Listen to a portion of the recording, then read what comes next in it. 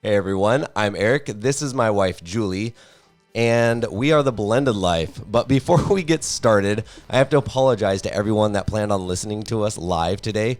We did a Windows update earlier, and it completely just smashed our computers. And now our USB-C isn't working for some crazy unknown reason.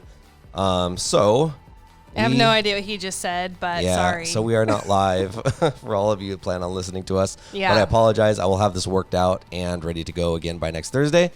So tonight's topics are... Oh, Instagram, you guys are troopers. All right. So we're going to talk about in-laws. We're going to talk about teens and driving. We're going to talk about how not to bring up your past hurt into your current relationship or your current marriage, and what to do when you're caught between your biological children and your spouse in a blended family. Okay. It's a lot. It's a lot. Yeah. But I feel like before we get into all that good stuff, I would like to address what was a bit of, I call it a shit show, last episode about the whole hockey tournament debacle. It's so funny it even was brought up. Yeah, because I thought it was a learning lesson, and I apologize for even bringing it up. But you brought it up. But like I said before, it's kind of good you did, because it wasn't until we went through all of that, and then I sat with it after the episode, and I was feeling really bad about it, and I really couldn't figure out why, but my brain circles the drain, which is really fun in therapy. I get in trouble for it a lot. Until I figure things out, Our therapy or your therapy?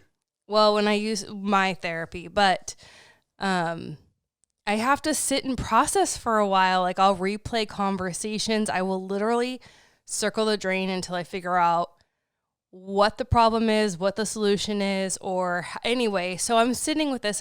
It's not feeling right. And then it hit me. And I'm going to start either a blog or a meme. I don't even know if meme's the right word, but... That's just like a picture with words on it. Yeah, but aren't they usually funny? Yeah, this isn't going to be funny. No, but sometimes they're None not. of my stuff's funny, so it's fine. But I'll write it. It's called Wife Lessons. Okay. Instead of life lessons, wife lessons. Yeah. Ba-dum-bum. Ba-dum-bum. But really, so the wife lesson that came out of that argument we had on air, which is always really fun, was I'm only looking at my feelings about the situation, but I missed the bigger picture. And the bigger picture is, wife lesson is that women tend to get so focused on meeting everyone's needs. And that's kind of how we're built to nurture. But the point is that I was so worried about everybody's needs that I totally missed my husband's. And, well, it's, you needed in that moment for me to be... You know what, though? Let me finish my point. Okay. I'm trying to be nice. Like, you should want me just to keep talking at this point. Keep talking, please. But, like, I missed... So in that moment, right, you needed a cheerleader. You needed someone to be there for you, and I totally missed the mark on all that. I think you're missing the point. Okay. And I'm just going to interrupt so you my again. wife lesson just goes to shit. I apologize, but it wasn't me needing a Awesome. cheerleader. And the reason I even did that in the first place is because I figured it was something that you would want and you would need. And I'm like, you're always looking for that photo op, and I'm sure the other moms can empathize with this because you guys are always looking for the photo op. So I'm like, hey, we're still in our jerseys. We're still in our gear. Bring up the trophy. Let's take this picture. Like, it would be a good photo op. And I'm sure it's something that my wife is going to absolutely enjoy. Maybe your wives will enjoy this, and we will bring it here for them. Mm-hmm. Okay, so that's my point to your missed point. I apologize for interrupting. No, always schooling me. It's really fun. But anyway, I think that it's a good lesson for wives to learn is that sometimes you need to put everyone else's needs aside, because when you married your husband, right, you married him and vowed to put him first. And, I think we get so caught up with everyone else and everyone else's needs. And we kind of sidestep our husband or push our husbands to the side or put them on the back burner and take them for granted a little bit, or don't celebrate them in the way they need. And so that is my wife lesson, is what I learned is that I sometimes need to put my focus and my attention where it should be, instead of, because I think what I was struggling with is that I was being completely unselfish. Like nothing about what went wrong was anything to do with what I wanted or me or anything selfish. And that's why I got so defensive, but that wasn't even the point. It's like I need to sometimes just direct my energy to you instead of others. Okay. Would you say that that's a good thing for wives to take in, Yes, or is that all bullshit? No, I think it's a great thing for wives to take in. So regardless, that's what I got out of it. Cool. Okay. Cool. I appreciate that. So let's talk about in-laws. I apologize for my voice today, you guys. I'm not feeling good. I've had like the flu. We have the HIV. It's going around. Yeah. We've got puking and coughing and I don't have bloody noses and I don't have any of that. I have the cough and the chest garbage. Green stuff. What is that? I don't know. That's from the chest. Maybe you're dying. I'm dying. Okay. In-laws. So we've talked a lot about in-laws on this podcast, but something I really want to address is the dangers if you have in-laws, if you are in-laws, when you're going to be in-laws someday. There's real consequences to not embracing your spouse. If you're an in-law, there is a consequence to not embracing your son or daughter's spouse. No, I'm not. If you're a mom or dad, yeah, and your son or daughter gets married, yeah, if you fail to embrace their spouse, the consequence of that. I'm like, okay. I'm trying to put myself in the situation. I'm like, I'm not there yet. So like my mom, yes, kind of keeps everyone at a distance. Yes, there's consequences to doing that. Of course. That's what we're talking about. Yes. Okay. Sorry. I'm slow tonight. You guys too. Yeah. All right. You're just going to sit here and look pretty, huh? I don't even do that tonight. I don't feel good. I'm sorry. That's all right. Well, so I want to talk about that because I think that if you're a daughter-in-law or a son-in-law, you really feel the effects of an in-law not embracing you. And I think in a bit blended family, in-laws can be super tricky because they've already had to deal with divorce and the aftermath and everything that has gone wrong and everything offensive. And now you've got shared custody. And, I'll speak for my own mom. She's kind of leery. Well, I keep getting married, apparently. So, she's kind of distrusting of every situation I get myself into. But the sad part of that, or the consequence of that, is that you're missing out on being a part of a family that you really want to embrace, but don't. Yeah, and it should be a lot better this time around, you would hope, right? So it should be a good reason for them to engage now. But again, they have their drawbacks and their guard up. Yeah. Rightfully so. Yeah.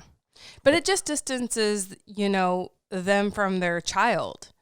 It doesn't. Well, over time, it should get better. And I feel like over time, like with your mom again, for instance, it has gotten better.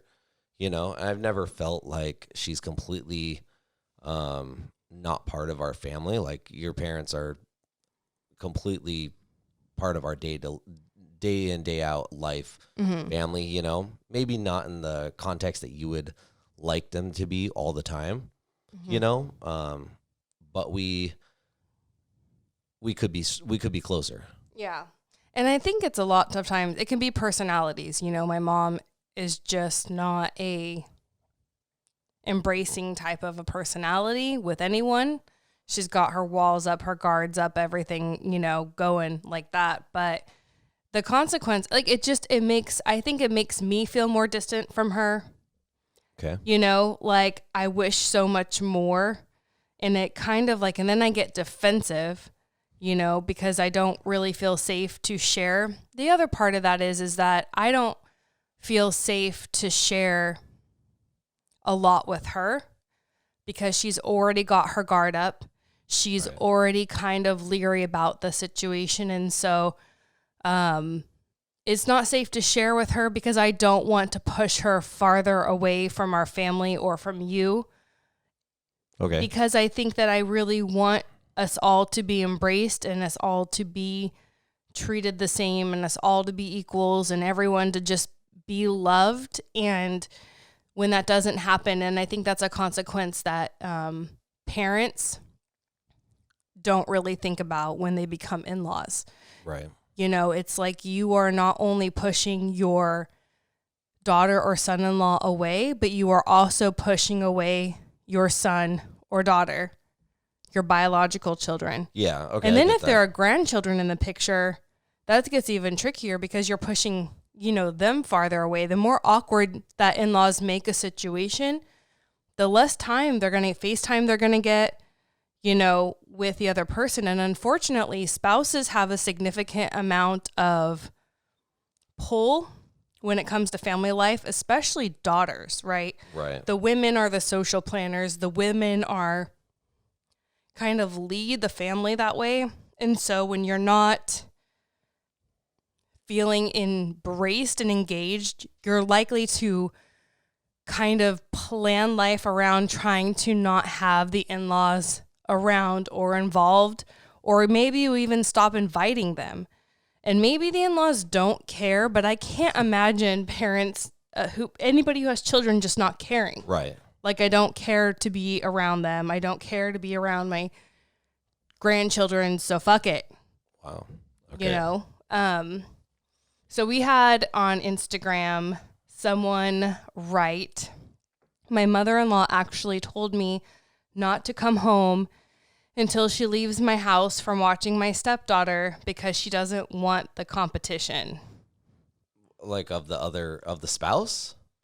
Like she doesn't want to compete with the spouse? I'm slow tonight. I'm sorry. No, I think that women have a lot of jealousy. I think that when your son gets married, you feel like you're losing him to a woman. Okay. And especially if you're a mama's boy, that can be a hard pill to swallow. But I think that, yeah, she doesn't want to compete with her new daughter-in-law who is... Oh, this was a guy who wrote in. No. Here. Dude, I'm so... Never mind. This is going to be great. Yeah, that's all right. This So, is the Julie show anyway. So a woman... why you got to be rude? I'm not being rude. I'm being silly. I'm not, I said it with a smile and like laughing the whole time. You always say it, though. I do. In a laughing manner. I apologize. Dude. Anyways, go back to that thing about women always being offended and defensive.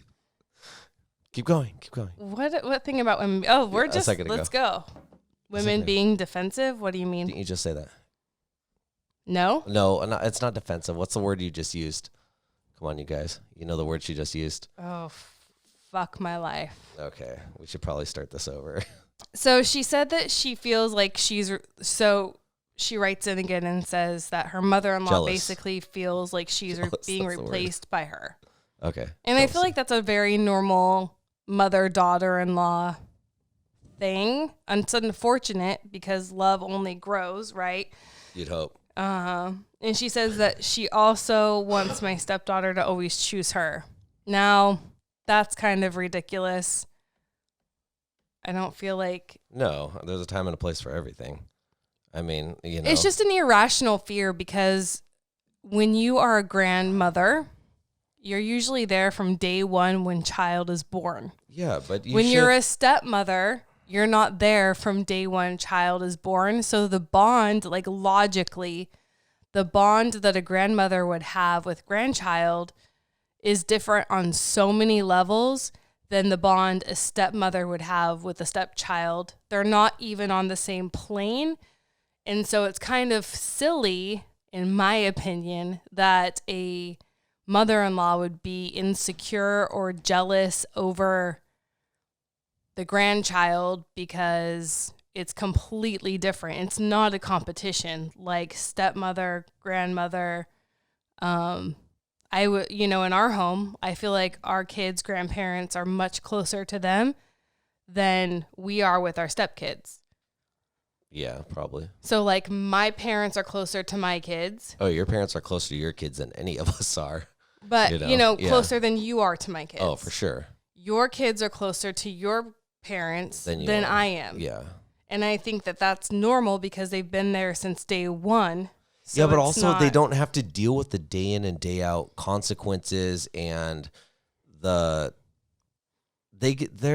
the fun ones. Grandparents are always the fun ones. Grandparents are the ones that show up and leave. They show up, They give candy, they give presents, they give hugs, they give kisses, they leave. Right. You know what I mean? They're not there the day in and day out for the hard lessons and the discipline. And they are if we ask them to, but they're not the ones yelling at them at night to brush their teeth or get off the computer or clean up their room. Like, that's what us as parents, like, that's what we do. Yeah. And that's why it's easier for the kids just to bond with the grandparents, because 9 out of 10 times the grandparents are just the fun, easy ones. Yeah. That's very, very true. They're not the bad guys very often. Not as often. Not as often. But I think grandparents are also, and I know my mom has always said this about her relationship with my kids, is like grandparents are they're a safe space. They've been. I know it's gonna show up on video, if you're and there's listening like to this, like a gnat or fly. Julia's smacking things out of the air, trying to Look grab at them. this thing. Come on, Kimosabi-san. Oh my gosh! I So think you got him. grandparents are kind of a constant. Marriages, if you're in a blended family, have come and gone. Relationships broken, and normally grandparents are constant for kids. And I think that also really plays into why kids are drawn to them and really latch on to them a lot, is because it's just familiar. It's not been torn apart. Nothing's really changed in their lives.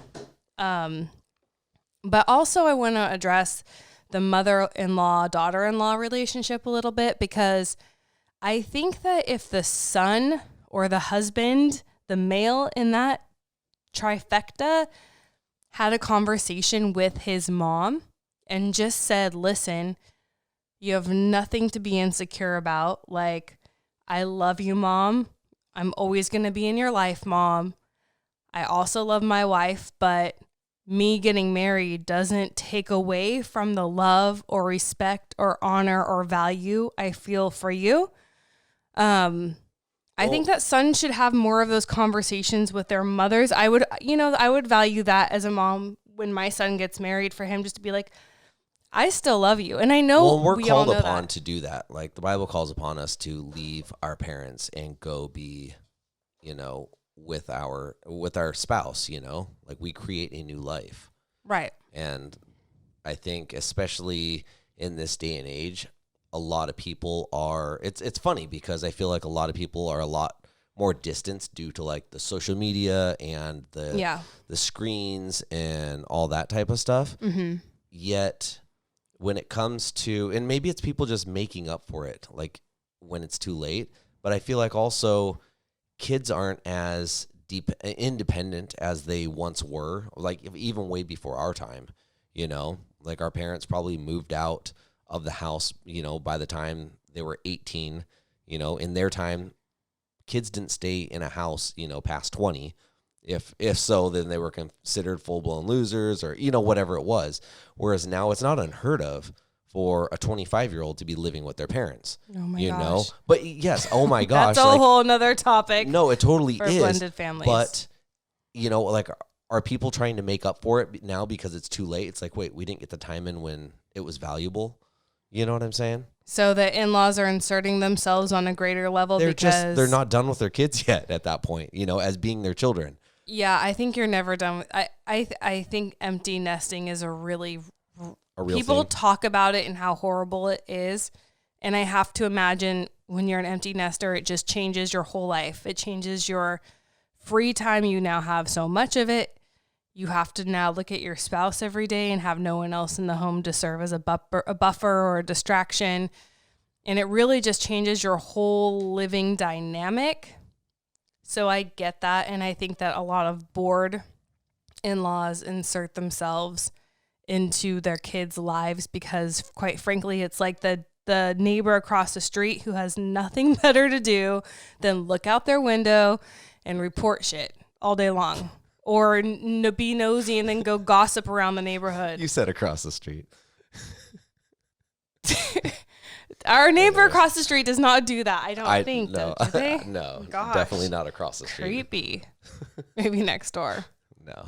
But anyway, so I think in-laws, and then the consequences of that, you know, I just think in-laws, get your own lives, live your own lives, travel, enjoy your marriage, and let your kids enjoy their marriage. You know, be there as a support, offer advice when asked only, and love on your children and be a good example of a strong marriage if you're married, you know, be a problem solver, not a problem starter.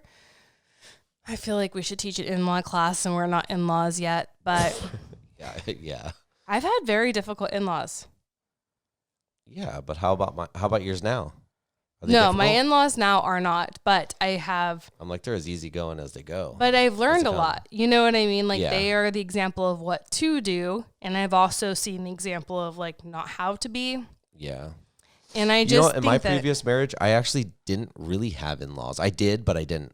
They were not present. I met my father-in-law twice. I met him once when we were married, and I met him once when we were going through our divorce. And then my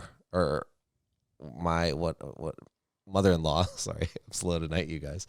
My mother-in-law, I obviously met her quite a few times, and I think towards the end of it, my ex moved her in to live with us after she healthy. moved me out.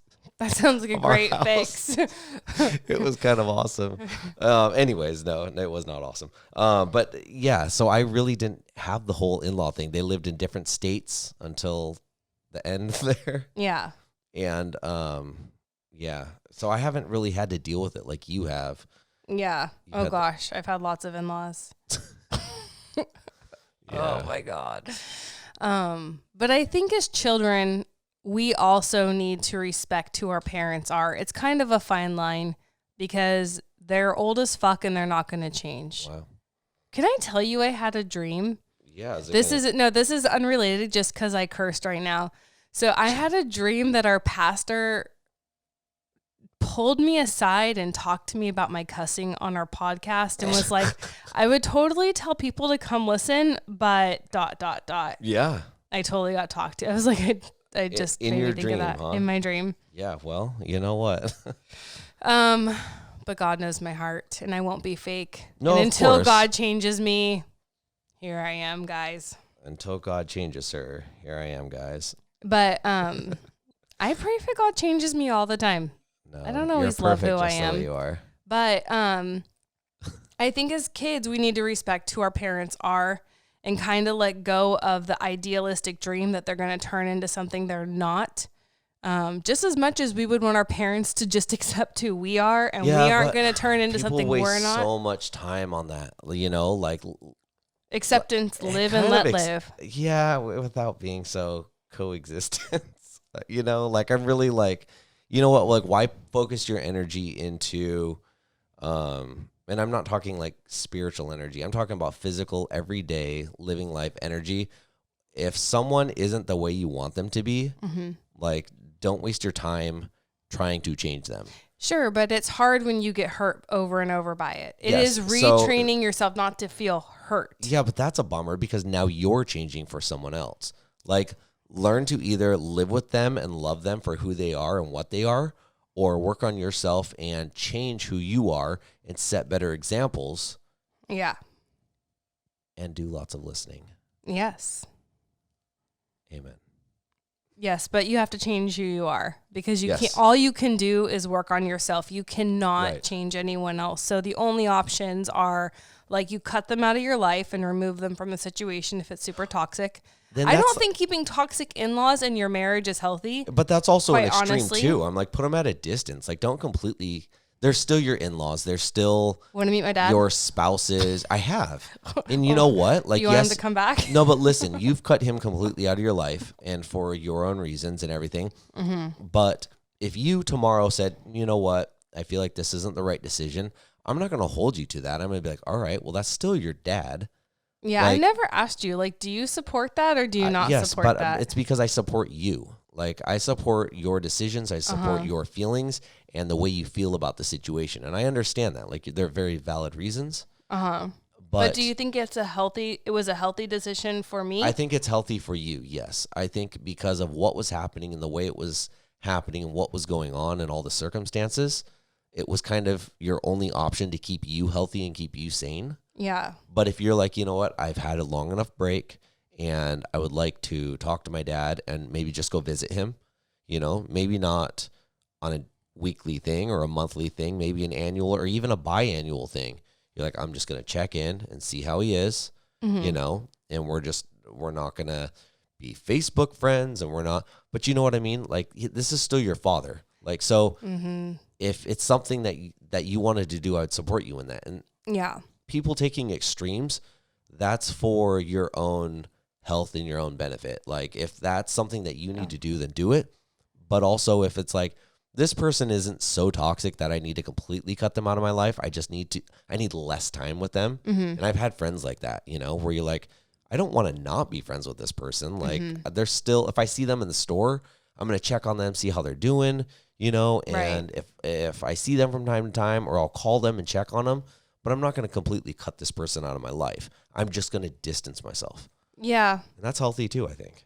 It is. I think it is by case and relationship by relationship. But I think that no matter if they're friends or in-laws or family, that you always choose your spouse and your family under your roof, and your spouse comes first. Before, I think another thing that really happens in blended family marriages is that the parents still get chosen over the spouse. Yeah, and one of our listeners, and that's hard. Megs, thanks for chiming in. She actually said that her husband told his mom that his wife is going to come first. Like, she needs to get over herself. And that's the right thing to do. Like, put your spouse first. And a lot of people write in and ask about how to create boundaries. Boundaries are really like a subjective term. And this is how you do it, right? You communicate and you draw a line in the sand. You love somebody enough to let them know your boundaries. So my wife is going to come first. That is kind of a boundary line. What are we talking here? What? Wife should always come first. I know. I'm making jokes, inappropriate jokes. They're only funny when you make them. If they come at all. Yes. Only funny when she makes them. Well, I didn't get it at first because I was so in it, but yes. Yeah, no. So I think there are a lot of consequences, and I think there are consequences when you choose your parents over your spouse. I think that does no favors for your marriage, and you're probably not ready to be married. Yeah, I agree. Or you married the wrong person if you feel like you want to choose your parents over your spouse. Probably not the right person that you got married. Yeah. Like, rethink that.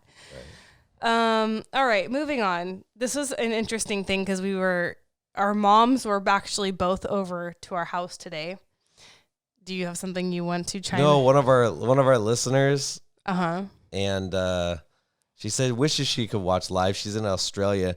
And it's 3 p.m. on Friday. I'm on break at work. Hopefully I can catch up when I get home.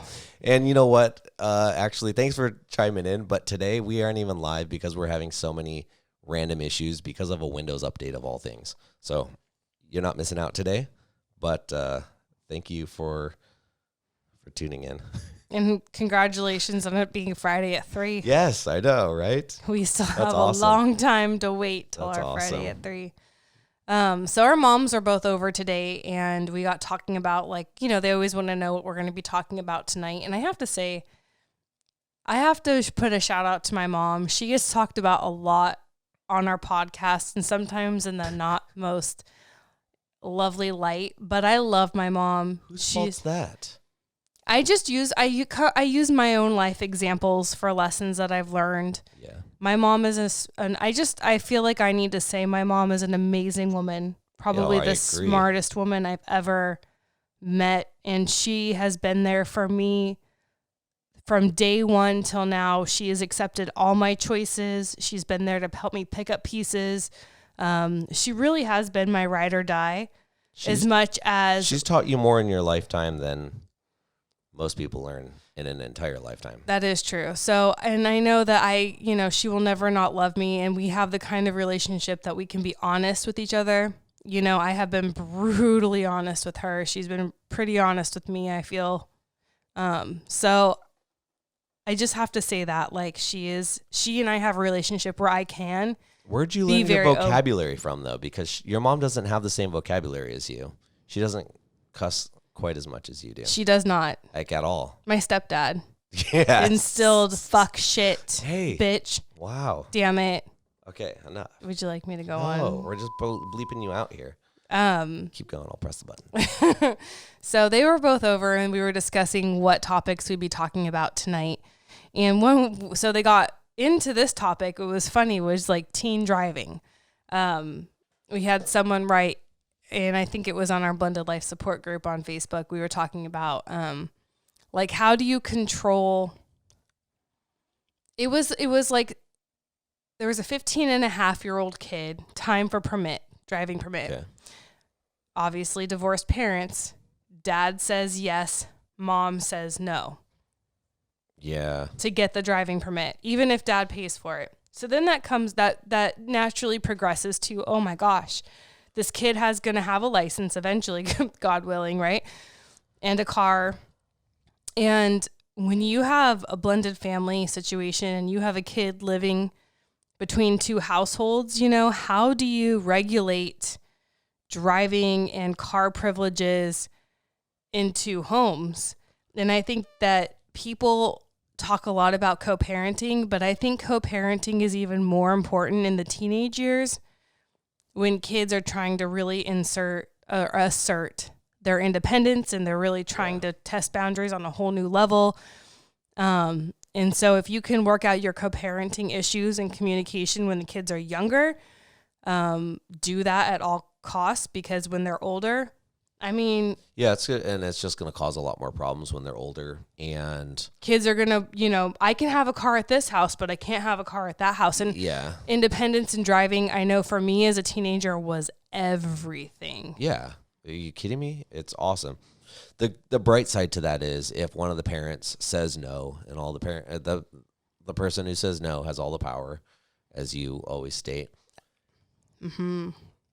They have 2 years, and then they are 18, and then they can drive themselves. Which, yes, it's terrible. Get on the same page. What a disservice! Like, but why not? Yes, I completely agree with you. All the reasons, but don't let it set you off the tracks to where you're doing things, causing problems, losing respect of your kid, getting into a custody battle that you're not going to be able to dig yourself out of, going to jail over it. You know what I mean? People go to extremes over this. Like, just be like, all right, you know what? Yes, don't go to jail over a kid driving. That's what I'm saying. But you know what I mean? It causes people, like, these custody battles and these co-parenting fights get nasty sometimes. Yeah. And you know what I mean? Like, it's 2 years, less than 1,000 days, and this will be over. Yeah. And, sometimes I think as parents, we all get irrational at points, and we all have our reasons for saying no. And I think the parent who says no does have all the power, but that's like a generalization. With something as big and life-changing and like such a milestone as driving, it's such a rite of passage that with things like that, how my process goes, if I was like, no, they're not ready, they're immature, they can't even brush their teeth in the morning, and they're going to drive a car, and I just don't feel like my child's ready. If that was my no, and I felt like I had very valid reasons, and I was getting fought with about my ex about it, right, my thought process would go like this. If we were to go, vacations are another thing too. If we were to go before a judge, is a judge going to be like, you're right, this kid should not drive because they can't brush their teeth in the morning? Right. Yeah, no. A judge would not agree with that. Like, you would have to have very significant, like, my kid has seizures and he probably shouldn't get his car. Then the judge would be like, you're absolutely right. Yeah. Probably shouldn't drive. But if you're just like, he's immature, Well, guess what? Every 15-year-old is immature. And I think you have to kind of talk yourself like that. Like if I was going to go stand in front of a judge, would my reasons hold up to a third party? But also make sure that they're not selfish reasons. Like make sure that you're not doing it to control what goes on in the other house or control your kid from access to the other house. You know, stuff like that. Make sure that you're saying no for the right reasons. Yeah. You know? And on the flip side of that, if the other parent is saying no, well, you know what? Like, I think that if you go and get your kid, and I'm not saying like this is probably the best way to do it, but I'm like, by the time you get your kid the permit and you teach them kind of under the radar how to drive, by the time it's time for them to get their actual license, they're going to be a lot better driver. Now, the other parent might not be happy with them having their permit, but by the time, if they're even going to take you to court and go through all of that, by the time that goes through, again, is the judge going to be angry that you went and got the which is a permit, normal thing. Which is a normal thing. You and didn't a rite do of anything passage. out of the way. You know, you're not doing anything. No, that is wrong. it going to get thrown out, or by the time Right. it goes through the system, is your kid going to be old enough that it just 18 doesn't It's even done. matter and it won't? Go, Yeah. you know what I mean. So kind of weigh out your options there. Like, And you're it's right there at that age. Totally. And it's crazy to me that anybody, I get the immature thing and not wanting a kid to drive because they're all at 15, what child's mature. But why would you not want your kid to have as much time with you as their parent before they're 18 to practice with them as possible? It's not like they get a permit at 15 and like, here you go, have fun. You know, they have to have you in the car or an There's adult. so many rules and regulations and boundaries. And the more you can control their use of a car and what they're learning about and how they're learning to drive, you know, if you just are like, I'm firm on this and my kid's going to wait till they're 18 and then the kid waits and they're 18 and now they don't need you. They're learning on their own. They don't have, you know, I just think that it's counterintuitive to say no when you're in a position to have complete control and so much influence over such a big thing. Right. Like, why would you not want that for your child? Yeah. No, Okay. I agree. It's and it only makes things easier on you as they grow up, and it makes easier on them. Yeah. And it's a normal thing. Yeah. The other thing we were talking about with cars is like, so attaining new cars, you know, how does that look? And I think that I've been thinking a lot about this, and you might have a different opinion. Right. But I think that I like the idea of a used car, first of all. First car. Yeah, why not? Why? Yeah, I mean, unless And then, you unless you have more money than you know what to do with, and cars are not an issue. And I would hope you'd make your kid work for it in some regard. yeah, but some people just don't, you Yeah. know. And that's their own decision. But for us normal folks, like a used car is a normal thing for. Right. And it teaches them, I think it's a good lesson to learn how to work on a car, change the oil. What about this? Say one of our kids started working now and made lots of money or saved lots of money or made it big and they're making lots of money and they decide, hey, I'm 16 years old. I just got my license. I want to go buy a brand new car, a brand new expensive car. What's your feelings on that? Because they're still Can they get a loan on their own? At 16? Yeah. Well, no, say they even have cash for it. Say they just want say they want to go buy a brand new $100,000 car and they have $100,000. They're able to obtain it. They need us for nothing. Do we let them do it? Yes, I know. Yes, it would be a miracle, right? But well, no, I would just you- think I'm what like, I mean, that's not because we're still possible, the but it's parent, fine. they're still juveniles. I think that if a kid, like, listen, if any of our kids got 20 grand or 30 grand, then their car options would be significantly different than if they didn't have that. Right? I think that if they make money and they want to buy a car, okay. Yeah. I don't have a problem with that. Okay. Yeah, I'm kind of the same way. Where I'm But- like, you know what? You earned it. You're paying for it. Like, it's yours. Insurance is You going to be a take hell care of a of it. lot more on Yep. a Lamborghini than it would be a Well, used Lamborghini's Honda. not $100,000, but yeah. You know what I mean. Right. So then you think about that. Like, they have cash for a car, but can they afford insurance? Yeah. No, yeah. The fuel. Right. What it's going to take to fix So that's expensive so car. that's our place as parents to be like, yes, you can afford it in theory as the car, but also look at all the back end stuff. Can you afford maintenance? Can you afford insurance? Can you afford the fuel? Can you afford the speeding tickets? When a headlight goes out, does it need a special $10,000 headlight? I don't know. No. No, it doesn't. When brakes go out? Yes. Carbon ceramics are extremely expensive. I mean, I think there's so much more to it than just the actual car. Right. But I don't have a problem with it if they have a plan and if they're making money hand over fist and that's not an issue, then that's fine. They've earned it. Yeah. Okay, cool. But I think that, I would be comfortable with, we really haven't had too many discussions about this, but like helping with a down payment. Yeah. Which we did with my daughter. And I think that was like us still being able to be parents. And I think parents naturally want to give to their children. Right. And I think that's okay. I think that it's a push pull. It's like you give, but then you have to teach. So I like the idea of giving, money for a down payment on a used car. Right. And then they need to pay the monthly payments. Yeah. On said used car, and that will determine what kind of used car they're getting.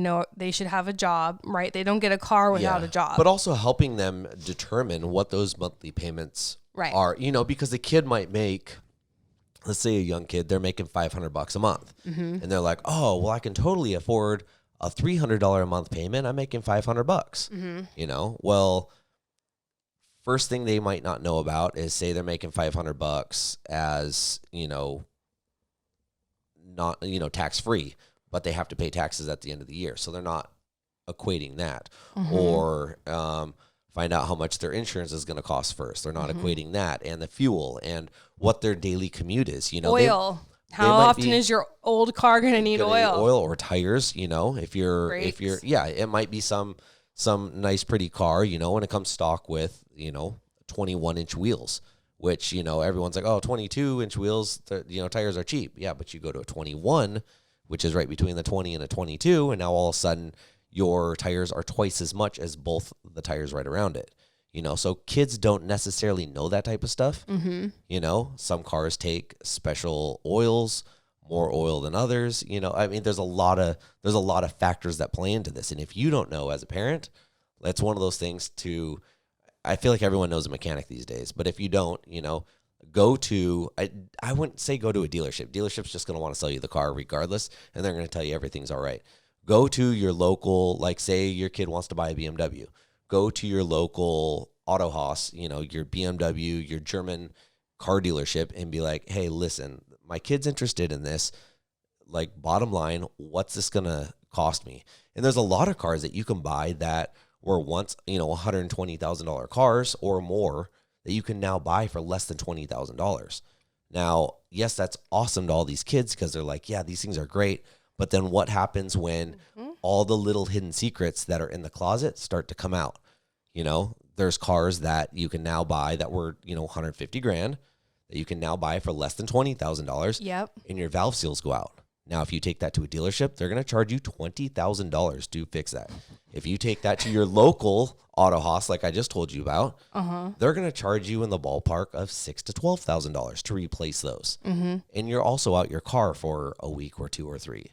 You know what I mean? So it's all these little hidden things that a lot of people might not know. It's like, yeah, the car looks all shiny, fun, and new, but what happens when it has one of these things that are going to happen? Right. For instance, like a car with an N62 in it, it's going to have valve seals fail at some point in time. 100% failure rate. People don't know about that. Yeah. Anyways. I think it's a really good learning opportunity for kids when you start having a car. And I think that's how parents need to approach it with their kids. And there's a million reasons not to hand them something, but to make them part of the decision and part of it's a process that they can learn so many life lessons from that will serve them well as an adult. So I invite parents not to gloss over that, but to really spend the time with their kids and talking to them and planning it out and, having them have a budget and explaining to them why and researching how much replacement parts are and what kind of oil, like you said. Yeah, it's totally our job as parents Yeah. to make sure our kids don't fail in Right. this department, because this might be their first real loan, you know, and most likely it's going to be a cosign, which you're part of also. So if Yeah. you bail them out of that, like, that's not going to help them. Right. Or But if you're like, also- you don't have to work part way through and then you start just taking over payments and they do nothing for that. You know, I don't know what that's teaching it them. doesn't set them up No. in life. But also, you could just let them fail on it too, and that doesn't help them either. You know, like, help your kids succeed. Right. You know, start having, like, a lot of people don't know about credit. I didn't learn about credit when I was younger. It's one of those things I learned kind of the hard way. Kind of. I got lucky, but also kind of learned the hard way when I was younger, but not enough to, like, completely ruin my life. And I'm like, oh, this is how it works. So, like, if you guys know about credit, or you don't, like, leave comments. If you guys are curious about credit and want to know how to work on it, like, leave comments below and I'll help answer questions, because it's one of those things, like, you're really good. Well, you're good at, your mom is extremely good at, your parents are good at, and I'm extremely good at. Like, I think about credit every day, but it's one of those things that is part of the car buying process that people don't take into consideration and their kids don't learn about until it's too late. Yeah. My soapbox. Okay. What do you do though if the other parent is like, hey, I'm just gonna, I mean, that's all fine and well. That's one side. Right. Then there's the other parent. What if the other parent's like, well, hey, I'm going to bait my kid, right? And I'm just going to buy them a new car. You know, what happens when on their 16th birthday, your child's at their other parent's house and they come screaming down the driveway to your house, so excited because they got whatever car. Yeah, That's a bummer. That's a bummer. I would I try mean, to it's a bummer, but it's not. right? Like, it's like, oh, you know, like, cool, but also, like, there's so many lessons that are lost in that. But I think that parents don't think about co-parenting that before it happens. Because I think what happens is that everyone's excited about a kid's 16th birthday. Right. And I think it's really important to get ahead of it. Like at age 15, maybe you and your ex kind of try to co-parent what 16 is going to look like. Like, Right. what are we going to do about the car situation? You know, I wouldn't do it like the week before 16 happens. No, but I would start it during the driver's ed process. Like, okay, we're doing driver's ed. Let's talk about how we're going to do the car thing. yeah, that 15th birthday, Yeah. like, that's when you guys are like, hey, in the next 6 months, they're going to start doing this. When are they going to start taking it? Are they going to start taking it? Where are they going to take it? Right. But I'm talking about buying a car. Yeah. Like, let's talk about when they turn 16, how is our kid going to get a car? And if you guys are at odds about it, at least you know that the potential is going to be that your ex is going to buy a car. Like, I just don't think that it's awesome to be blindsided by that. It's not fun. I hate being surprised with stuff like that. So if I had this conversation with my ex at 15, when my kid turns 15, and I knew that was a possibility, at least I'm not surprised.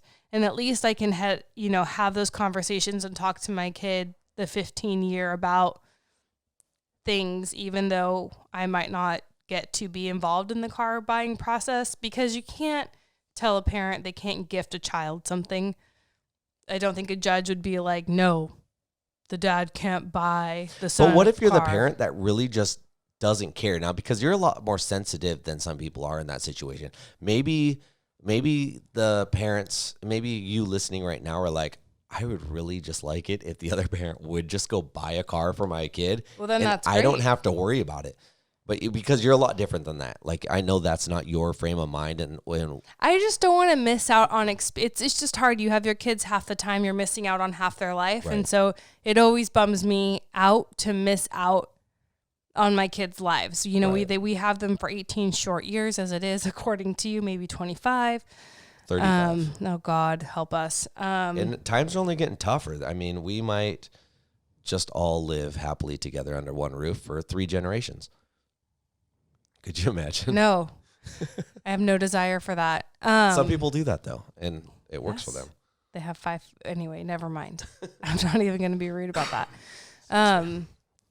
But so for me, it's like to be removed from that a bit, 16's a big deal. Driving is a big deal. It was a big deal to me And I really would feel bummed to miss out on all that. You know, I even think like, I know my son is going to be with his father when he turns 16 on his 16th birthday, the way our custody agreements go. Oh, yeah. And I'm like, I'm probably going to miss out on him taking his driving test. I probably will show up and be there just because. Because. I can. No, but it's something you don't want to miss. But, you know, but I also think of that. But I'm also like, you're the one that really cares about stuff like that. Mm-hmm. As a kid, I'm thinking back when I took my driver's test, my mom just took me, and any of our normal listeners know my parents are still together. My dad was at work. My dad wasn't like, man, I have to be there. But I don't think your dad ever felt like he was missing out on your life. I think it's different when you're sharing custody. But remember this too, though. When a kid goes to take a driver's training test, like they get in the car and go take a driver's training test. You just sit there at the DMV and wait for them to come back. Yeah, but like to see the moment when they come back proud of themselves, like or not, the moment or not, right? You know, but that moment of like, my mom was there too, and I remember getting out of the car and being like, did you pass yours the first time? Yeah. Yeah, me too. Duh. I'm a great driver. I am. Where's my crickets? There they are. Whatever. But I don't know. Like, I just remember like being so proud and really couldn't wait to tell my mom. And then my mom handed me the keys and I got to drive home on my own. I think both my parents came right. Did you already have a car? So my first car was my grandpa's old car. Okay. So it wasn't anything I got. I didn't buy it, and it wasn't anything my parents bought. It was a 1989 Dodge Lancer. Oh, so it was like 2 years old. Yeah, I was born in 81. Okay. It was a 1989 Dodge Lancer with a turbo engine.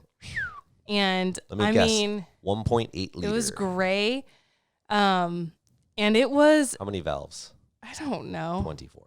So, but I remember like the roof, the interior was like always sagging down. Oh, I thought you were going to say like leopard print or zebra print or something. It was gray. It was gray on the out. It was like silver gray on the outside and gray silver on the inside. Nice. But I, you know, it was saggy, like none of the material. But I loved it because it was mine. I didn't even care. That's it. The kids I didn't care what it looked like. I was just like, this is my car. Yeah. And, you know, I was lucky that my grandfather had a car that he didn't use. And I got to have that. And that was how I got my first car. I know you bought your first car yourself. I did. But I also was kind of like one of those kids that I was talking about at the beginning of this. And like was working. I had started working like before it was time to buy a car. Right. Making good money. And like I just got lucky and you got to buy your car. Got to take it out. That's really cool.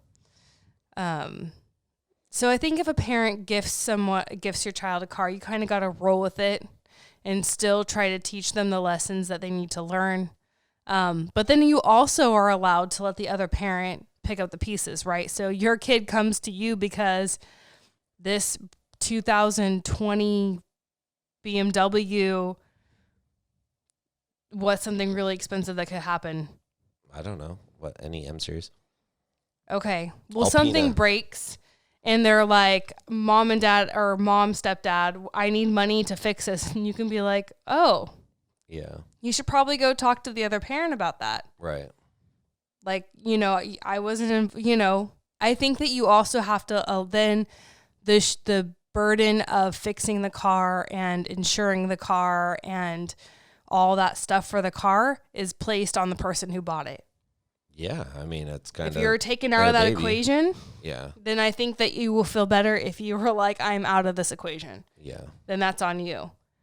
But I think it's a tricky thing. I think it's a conversation that I haven't had to have with my ex. Like, we're gonna lose Instagram here in just a moment. Bye, Instagram. So sorry, guys. We'll see you later. But you know, whose insurance does your kid go on? Do they go on both? That's just those double are the spending conversations money. you need to have ahead of time, though. Yeah, and so if your ex says no, then that forces your hand to either you have to put them on your insurance and foot that bill, or your kid doesn't drive. Yep. And that's kind of an unfair. This is where the power of no. This is what I mean by the power of no. You want your kid to drive, so that you no pushback from the other side. Like everyone's in agreement, kids should drive, but then rubber meets the road, and there's like insurance, and there's, who's going to pay for certain things. And the person who says no then forces it, like they have all the power that forces the other parent hand. But also don't use that as a tactic. Like, oh, I can say no and then I can get out of everything. Well, that's not right. Like, be a better person. Yeah, be a better parent than that. Yeah, show up for your kids. Do the right thing. Yeah, But discipline. But also, like, going back to your points earlier, like if you think it's truly not a good idea or something's just not right or you just can't do it, like maybe it's a no, but follow up with the reasons why. Yeah. And, maybe solutions or not right now, but in 6 months from now, try to come up with something that's going to help this situation. Right. And if you're in a different financial situation from your ex, whether it is you're better off or worse off, I invite you to help out where you can. So if you can't contribute to the purchasing of the car or paying for insurance, maybe you are handy and can change the oil. Maybe you're handy and can, I don't know, maybe you can show up other ways when it comes to the car situation than just footing the bill. Get creative, but try to be involved and let your kids see that you're thinking outside the box. Maybe you can't help with the down payment, but you can add them onto your insurance. Right. Like there's lots of gives and pulls. It doesn't have to be split perfectly 50-50 down the road, Yeah, and maybe you can't come up with $1,000 up front for a down payment, but you can afford to contribute $20 a month to their car payment. You kind of have to think outside the box what works for you, but I think it's important that you tell, like, your kids need to see that you're willing to show up for them. Even if it is in a small way, it is still you sacrificing and showing up for them. Before we leave this topic, though, really quick, and this is probably what we're going to end on this topic. I don't have an answer for that. Wow. Is that your watch? It's my watch. My watch is like, I don't have an answer for all of your bullshit. Yeah. But go to blendedlife.com. They've got everything you need. But then, okay, so then discipline, right? Like if you take the car away because your child, your 16-year-old you found out was doing bad stuff after curfew, didn't make it home, whatever the case is, and you're like, first thing to go is the car. First thing, you park that car, you're not driving it. Right. The other household doesn't support that, and they're like, well, come here, and you can drive all you want. And I think that it's really, again, this is why co-parenting is super important, especially when your kids are driving and living between two households. The hope is that punishment would stick in both households. Right. Hopefully parents are good parents. Like if your kids are being naughty and doing stuff they should not be doing, and that's an appropriate punishment, that both sides would uphold that punishment because the lesson you're teaching the child is good. But what happens if it's not the case? How do you handle that? You don't. That's the problem, is you're not co-parenting. Like you can really only hold the punishment in your own household. And you can't let that affect your daily you can't let that consume you because the other house isn't parenting and they aren't helping you and they're not sticking with your plan. That is one of the tough things about being a blended family or a multifamily household, it's one of those things like, you can't control that. So you tell the kids, and maybe you don't get mad at the kids because it's not the kid's fault that they're not getting punished at the other house, but let them know, like, listen, you're grounded here. The other family isn't grounding you. I'm disappointed in that. And these are the reasons why. And let them know, just have a heart-to-heart with them. Be like, these are the lessons you're supposed to be learning. Mm-hmm. And this is the reason why. And don't get mad at them and yell at them and curse at them and take it out on them because they're not getting punished at the other house. Like that's not their fault that they're not getting punished. Totally. Like just have the conversation with them and be like, I'm pretty disappointed in this because you're not learning these lessons. I think that'll resonate. It will. I think kids are hungry for structure and discipline because I think that they're hungry to learn. And I think that kids I think even unconsciously when they get older, they start to realize they're going to be on their own soon and they better absorb as much as possible. Right. But I think too, you can't let Like, stick to your guns, stick to your convictions, stick to your values. Just because the other house isn't going to punish doesn't mean you should just roll over, throw your hands up in the air and be like, well, shit, I guess and don't let fear rule either. Like, my kid's going to not want to be here anymore because dad is super easygoing and has no rules. That also is not a really helpful life lesson. And that fear is not teaching your kids what they need to learn. So even if your kid decides, hey, guess what? I like it better at dad's and I'm leaving and I'm going to go live with him. Right. You don't back down you don't let fear make you back down from what you know is right.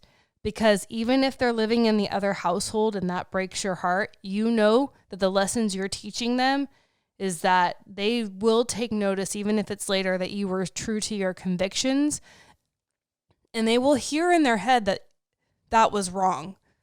Whatever you were punishing them for, that what they did was wrong. And that will stick with them. It will not stick with them if you roll over and just give in because they threaten to live with dad. Right. Or mom.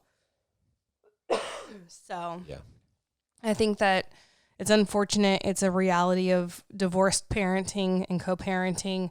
And I think things get bigger with cars and, as they're asserting their independence. And I think you got to I got to grow a thicker skin.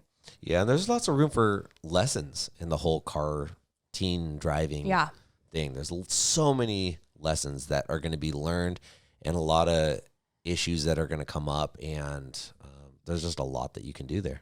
Yeah, this time isn't correct, right? We have This time's correct. Oh, yes. Dang it. I was going to try to squeeze another topic in. You can do it. Go for it. Can I? Yeah, we'll make up for the intro to and this. The only reason I'm going to squeeze it in is because I told someone we would talk about it tonight. Let's do it. So I just didn't want to leave them hanging. You made them wait till the end. I did. So somebody asked if we could talk about how to not let your insecurities or your past hurts from your failed marriage or relationship come into your current one. Oh, yeah.